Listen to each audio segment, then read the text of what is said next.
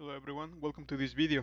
Today I'm going to show you how to enable the dark mode in GitHub. As you can see here, I'm in the landing page of my account and it is using the regular theme. But to change it, I need to go to the profile and here you will see the settings option. You can click on it and here in the left menu you will have a lot of options including appearance.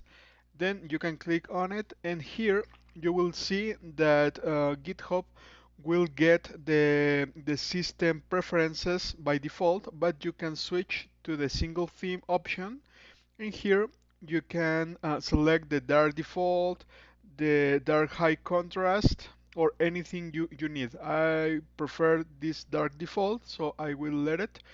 And I can go back to the main page, and as you can see, the theme is now enabled. And this is how you can enable the dark mode in your GitHub account. Please subscribe to the channel and let me know your comments. Thanks.